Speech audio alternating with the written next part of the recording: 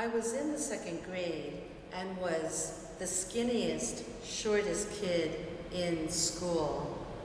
I was told that I looked like a lollipop with my stick body and big head. One day, a boy said to me, "What are you, Chinese?" His fingers at the edge of his eyes pulled up. "Japanese?" His fingers at eyes pulled down. "Or both?" About to have one up and one down, when I exerted a two-pronged jab into his eyes, and then we were fighting and rolling on the schoolyard ground. I fought dirty, kicking, scratching, and biting.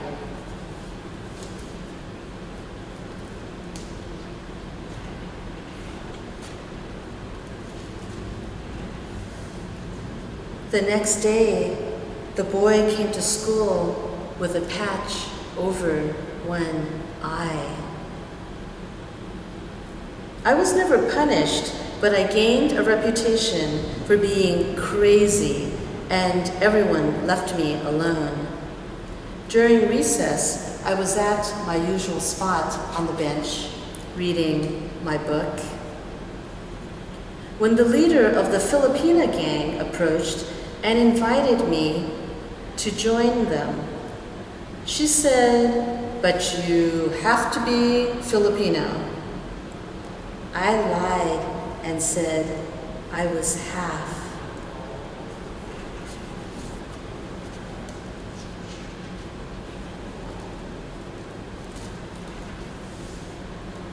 Our class was a mixed second and third grade. Most of these girls were older than me, plus they were built tall, strong, and tough. They were fighters and mostly used their fists, but also carried pocket knives and switchblades in their jackets. They were not out to extort lunches or lunch money. They saw themselves as protectors, especially for kids that were bullied. I was under this gang's protection, and all the kids feared us. The girls did not expect me to fight. Perhaps they thought of me affectionately as a mascot or a pet. But I did fight beside them. I freely offered my body to bruises, scratches, cuts, and blood.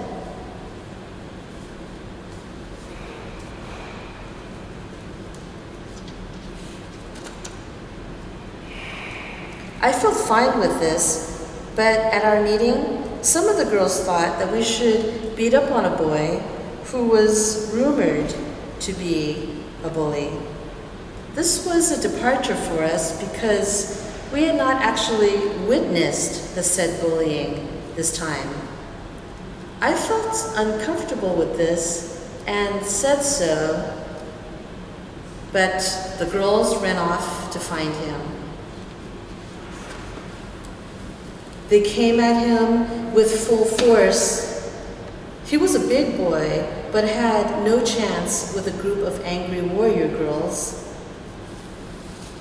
My stomach was twisting into a knot from watching this. I was unhappy, but these were the only friends I had ever known.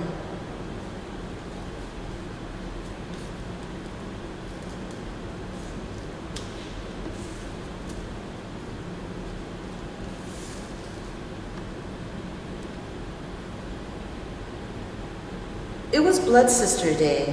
The leader told us that this was the ultimate pledge of sisterhood and loyalty.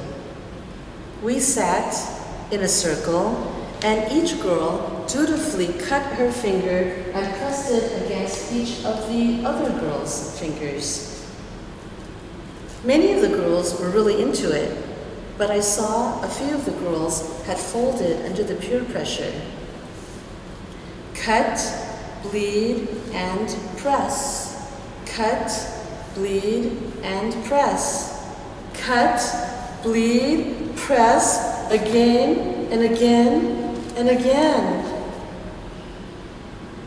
And then they were all looking at me.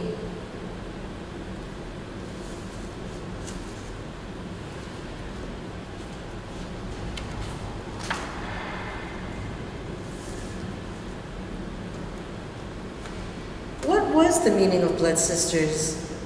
Were they my sisters?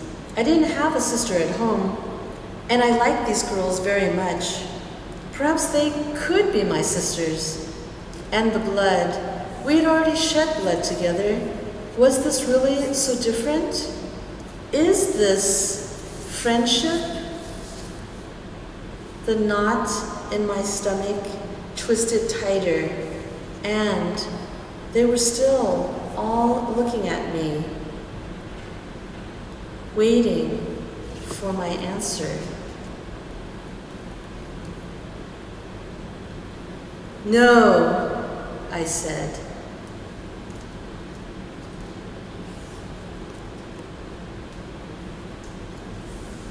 And then I was all on my own again.